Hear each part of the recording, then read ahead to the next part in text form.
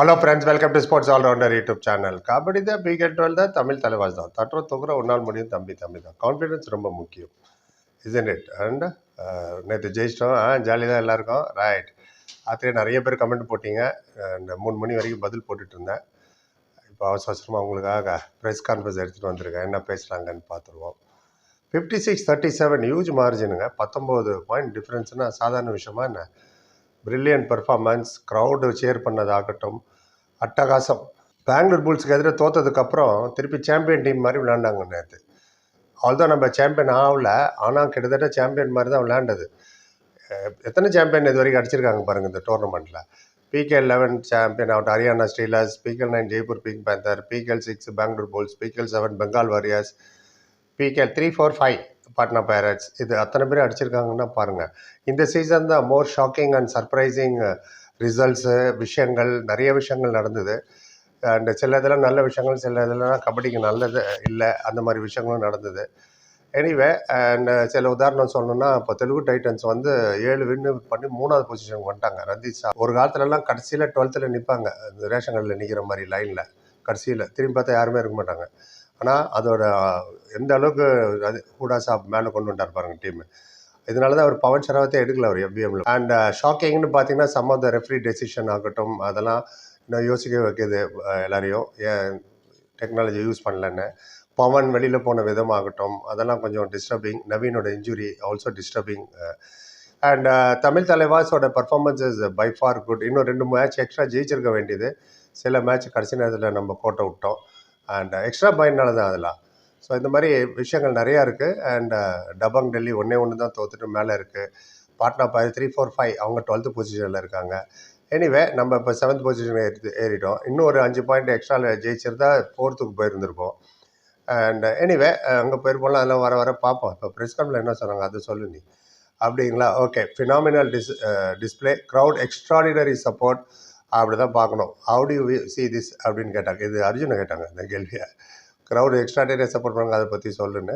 So வழக்கமாக first கேள்வி ஹிந்தியில் சொல்லிட்டு அப்புறம் தமிழுக்கு போயிடலாம். பிடிக்காதவங்க அப்படியே போயிடலாம். ஏன்னா கோச் வந்து தமிழ்லேயே நிறைய பேசியிருக்காரு, அசிஸ்டன்ட் கோச். அந்த வீடியோ பார்த்துட்டு தெரிஞ்சுங்க. एनीवे अर्जुन सोनार काफ़ी खुश हूँ मैं, परफॉर्मेंस जो टीम ने दी है बहुत अच्छे दी है, बहुत अच्छा खेला, कॉम्बिनेशन के साथ खेले हम लोग एंड एक यूनिट के साथ खेले.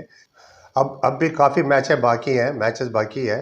सब मैचों को डू और डाई समझ के खेलेंगे. सब इम्पोर्टेंट मैच आने वाला है அப்படின்னார். இதை மட்டும் தமிழ் சொல்லிட்டேன் டக்குன்னு.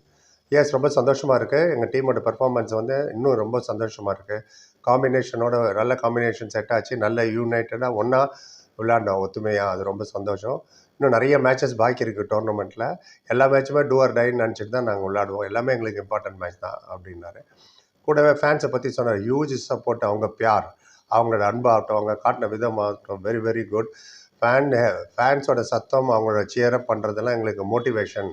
அது பெரிய ஹெல்ப் எங்களுக்கு மேட்சை ஜெயிக்கிறதுக்கு. அண்ட் இதான் எங்களுக்கு லாஸ்ட் மேட்ச் சென்னையில். போகிறதுக்கு முன்னாடி கிஃப்ட் கொடுத்துட்டு போகணும் ஃபேன்ஸுக்கு, அவங்கள சந்தோஷப்படுத்திட்டு போகணுங்கிறது சப்கான்ஷியஸ் மைண்ட்லேயே எங்கள் எல்லாருக்குமே இருந்தது. அது கடவுள் அருளாலையும் டீமோட காம்பினேஷனாலையும் நாங்கள் ஜெயித்தோம். ஃபேன்ஸ் முகத்தில் சந்தோஷம் பார்த்து ரொம்ப ரொம்ப சந்தோஷமாக இருந்ததுன்னாரு. Very good. சார் கேட்டால், நீ நிறைய இடத்துல விளையாடிருக்க, இந்தியாவுக்கு விளையாடிருக்க, and do you think Chennai ஃபேன்ஸை பற்றி சொல்லு. நீ விளையாண்டதில்ல, சென்னை ஃபேன்ஸை எப்படி ரேட் பண்ணுவேன்? அண்ட் ஏன்னா நாங்கள் இந்த மாதிரி சத்தம்லாம் பார்த்ததில்ல, இந்த அளவுக்கு ஃபேன் ஃபாலோயிங் நாங்கள் பார்த்ததில்ல. ஸ்டேடியத்தில் இருக்கிற எனர்ஜியை வேறு லெவலுக்கு போயிடுச்சு, அதை பற்றி சொல்லணும். அதாவது நாங்களே பார்த்தது இல்லைன்னு ஜேர்னலிஸ்ட் கேட்டது. அவர் சொன்னார், எஸ், நான் எவ்வளவோ இடத்துல விளையாடிருக்கேன். இந்தியா விளையாடிருக்கேன், இந்தியாவுக்காக டோர்னமெண்ட் விளையாடிருக்கேன், ப்ரோ கபடி விளையாடிருக்கேன், டொமஸ்டிக் விளையாடிருக்கேன். ஆனால் இந்த amount of crowd support, amount பியார், இந்த அன்பு எங்கேயுமே நான் பார்த்ததில்ல. தமிழ் தலைவாசுக்கு ஆஸ் இட் இஸ் நிறைய ஃபேன் ஃபாலோவிங் இருக்காங்க. Chennai crowd also very huge fan base Chennai crowd.